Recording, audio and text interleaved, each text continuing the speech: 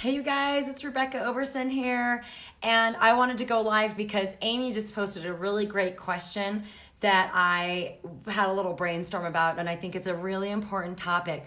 Although the focus of this group is self-employed massage therapists, I know we have a lot of people that are employed, and so this is a topic I want to address, which is, how to negotiate your rates of pay, your salary, your commissions, and things like that if you are in fact working for somebody else. And it brings up a lot of really important issues and topics that I am passionate about. So we're gonna just dive right in here and see what we get, okay? And if you guys have any questions or comments, feel free to put them in the comments below, and also just say hi so that I know you're here. And if this is our first time meeting, I'm Rebecca, and this is my Facebook group. I've been a licensed massage therapist since 1995, and I now mentor and coach massage therapists to build thriving practices of their own.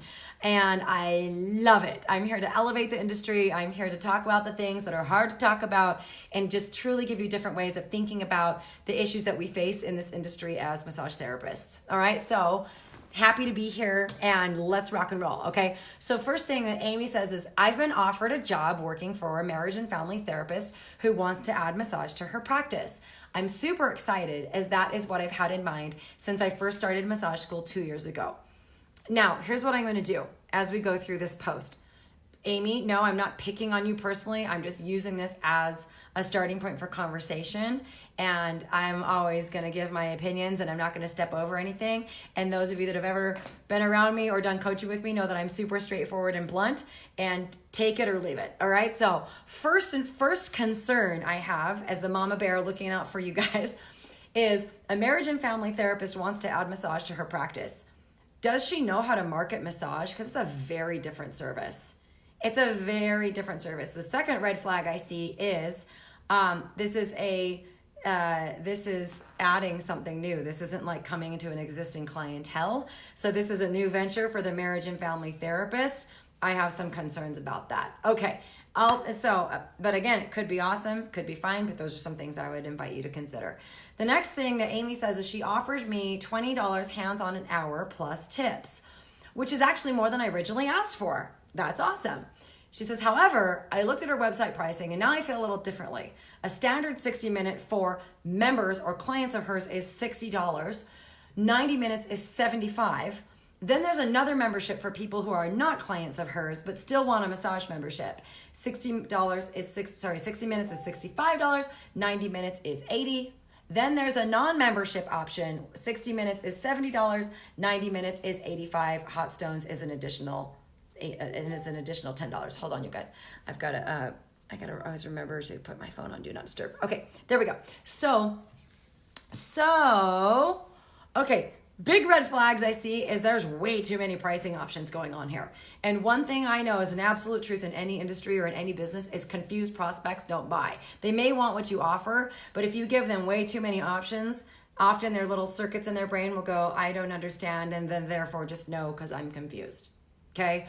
So way too many options. And again, maybe I don't have the backstory, but I'm just confused as to why a marriage and family therapist is now trying to offer massage to her clients. It's just, again, it could fit, but I am a little bit concerned about the business strategy there.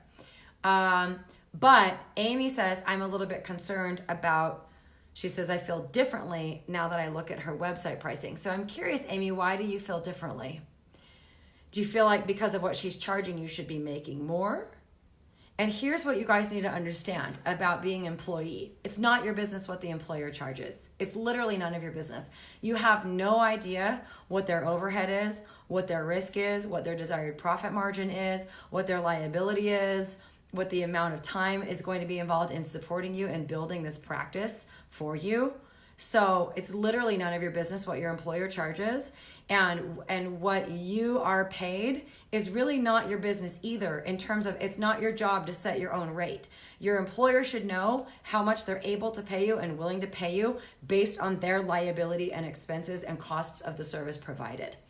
It is your job to determine if that's enough for you. Okay, so I like, Amy, that you said $20 an hour was more than what you had initially wanted. I think that's great, and I think that's actually really generous. Most employers cannot afford to pay their therapists more than about 30% of what they're actually charging for the service. You guys might be surprised to hear that, because I think a lot of us that come from thinking about solo practice or being independent, you're like, no, I want a 60-40, I want a 50-50, because I'm doing all the work. But what you don't have as an employee is you don't have the liability. You carry zero liability. You can literally walk out of there any day, and your employer still has to keep the lights on, keep the marketing going, fill the appointments and things like that. So it is not equal. It is not equal. In fact, one of the benefits of being an employee is that you get to show up, do your work, and go home. You don't have to do marketing. You don't have to do laundry unless you're being paid to do that. You don't have to find clients. Ideally, in a setup with a massage therapist employer, they are doing all of the marketing. They are doing all of the customer, follow through, feedback, acquisition, networking, all of that stuff. And you are just literally showing up and seeing your clients. So don't expect 50%, for example, when you're working for somebody else, because again, you just have no idea what their expenses are. And I know from firsthand experience as an employer of massage therapists, that this is absolutely true. If you're working for somebody as an employer that is paying you like 50% or more, they're not going to be in business for very long. Or they have another totally huge source of revenue and they're not depending on massage therapy, like maybe a chiropractor or something, for example. Okay, so just some thoughts on that as we go through. And I love it when you guys post these questions, because it just brings out so many beautiful threads of information that we can take a little bit of a deeper dive on. So back to Amy's post. She says, any thoughts? Should I attempt to negotiate? And if so, what would you recommend? My minimum negotiation is I want the extra $10 hot stone fee because of the extra time involved cleaning, etc. That's time I could be using to see another client that I'd basically be absorbing into my 1 hour hands-on time otherwise. So again, it's your employer's job, Amy, to set your pricing structure, not yours. I would not attempt to negotiate. You're not an independent contractor. They should have an employee agreement. This is what we pay you. This is what your job description is. This is what you're required to do, right? Now, if they're paying you extra for a hot stone massage, it should not be the $10 that they charge, because then they're making $0 on a hot stone upgrade. It just doesn't make sense. And if your employer doesn't know this stuff, I'm telling you, you're walking into a very precarious situation. You're dealing with an employer that doesn't know beans about running a massage business, and you're going to run into problems down the road. Okay. So a couple of things, other things to consider, just since, we're on this topic of what you need to know as an employee, doing massage therapy is again, expect to be paid less. Making $20 an hour. Do you guys know in the United States, the average wage for a massage therapist that is employed is about $14 an hour. And that's about average. It's somewhere between $12 and $20 an hour. So the fact that, and that's just based on Department of Labor statistics for the industry. So $20 an hour is really good as an employee, especially plus tips. You could be pulling in $40 an hour per session, something along those lines. Okay.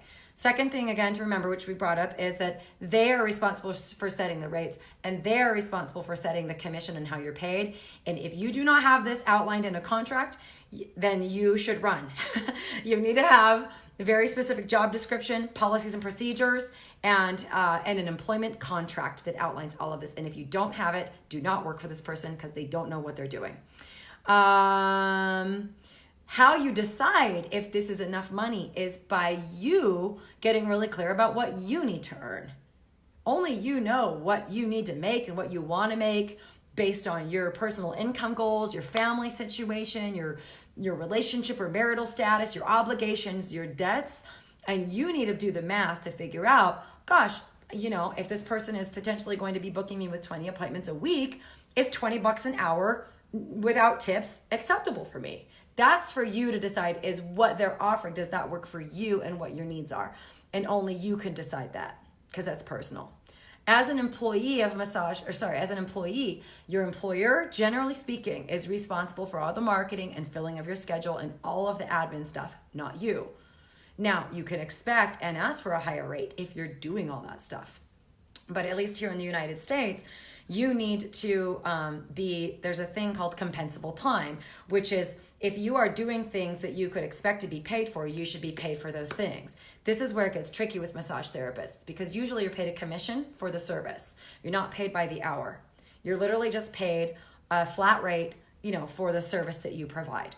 And it's either a percentage of the amount collected, or it's literally just a flat rate for the service, like $20 for a standard massage, $25 for a hot stone massage, blah, blah, blah, blah, whatever. That's often how it's set. Or if you are also expected to do marketing, customer service, follow-up, laundry, cleaning, and you're expected to be there even if you don't have appointments, then you should have an hourly wage plus a commission. So that means the Department of Labor wants to know that you are, no matter what, making at least minimum wage for all of the hours that you're required to be at work. So a lot of employers will take something like, they'll pay you, I don't even know, what is minimum wage, you guys, in the United States? Somebody tell me, I don't even know what it is. But let's say it's $10 and $8 an hour, something like that. Then you should be paid at least $8 an hour plus a commission with the services that you provide. And that commission could expect it to be a little bit low. So in Amy's case, maybe she's paid $8 an hour plus $15 a massage. But the cool thing is that Amy's getting $8 an hour just for being there no matter what. And she's expected to be productive with that time. Okay. Yeah, so Amy's question is, what's fair?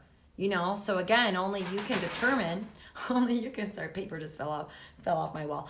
Only you can determine what's fair for you. Only you can determine how much you need to make. Don't get tied into what are you worth and all that stuff, because you need to decide what wages work for you.